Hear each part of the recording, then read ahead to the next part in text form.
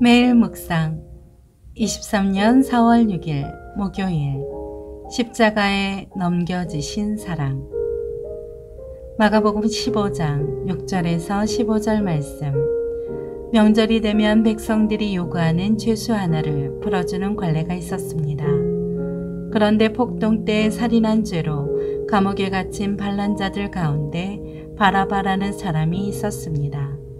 군중들은 빌라도에게 관례대로 죄수 하나를 석방해 달라고 요구했습니다. 빌라도가 물었습니다. 너희는 내가 유대 사람의 왕을 풀어주기를 바라느냐? 그는 대제사장들이 예수를 시기해서 자기에게 넘겨준 것을 알고 있었습니다. 그러자 대제사장들은 군중들을 선동해 오히려 바라바를 대신 풀어줄 것을 요구했습니다. 빌라도가 그들에게 물었습니다. 그렇다면 이 유대 사람이 왕이라는 사람을 내가 어떻게 하면 좋겠느냐? 사람들이 소리 질렀습니다. 십자가에 못 박으시오. 빌라도가 물었습니다. 도대체 그가 무슨 죄를 지었다고 그러느냐? 그러나 그들은 더 큰 소리로 외쳤습니다.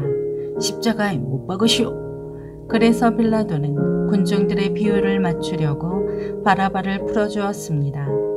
빌라도는 예수를 채찍질한 다음 십자가에 못 박도록 넘겨주었습니다. 아멘. 묵상 길잡이.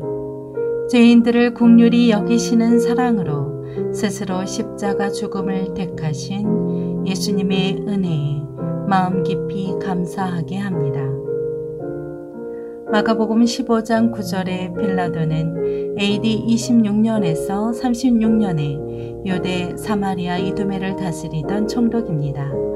그는 로마 황제의 임명을 받은 유대 주재 로마 제5대 총독으로서 예수 그리스도께 반역죄를 씌워 사형을 언도했습니다. 당시 총독에게는 유대인 사형 집행권, 지방 법원의 결정 변경권, 대제사장 임명권 등 군사, 사법, 종교를 두루 관장하는 권력이 있었습니다. 세상에는 감동적인 사랑에 관한 이야기가 많습니다. 그러나 그 어떤 사랑도 하나님의 아들이신 예수님의 사랑을 따라올 수는 없습니다. 그 사랑이 받을 자격이 전혀 없는 자들을 위한 것이었기 때문입니다. 첫째, 바라바를 선택한 사람들. 본문 당시 명절에는 총독의 결정으로 죄수 한 사람을 놓아주는 전례가 있었습니다. 그 일을 통해 총독 빌라도는 예수님을 풀어주려고 시도했습니다. 그러나 백성들은 예수님이 아닌 살인범 바라바를 놓아달라고 요구했습니다. 그들에게 예수님은 흉악한 범죄자보다도 가치가 없었습니다. 둘째, 예수님을 버린 사람들.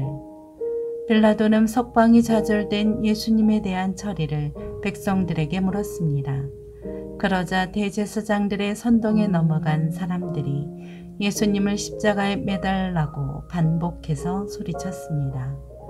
불과 얼마 전만 해도 예수님을 환영하며 열렬히 환호했던 사람들이 이제 그분을 잔인한 사형틀에 매달라고 요구한 것입니다.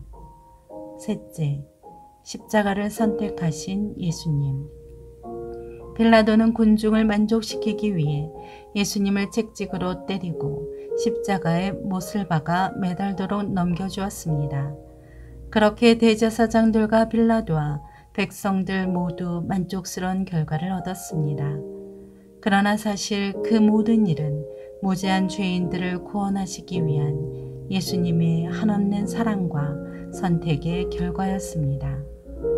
우리도 대제사장과 빌라도와 바라바와 같이 하나님의 진노를 받아 마땅한 죄인입니다.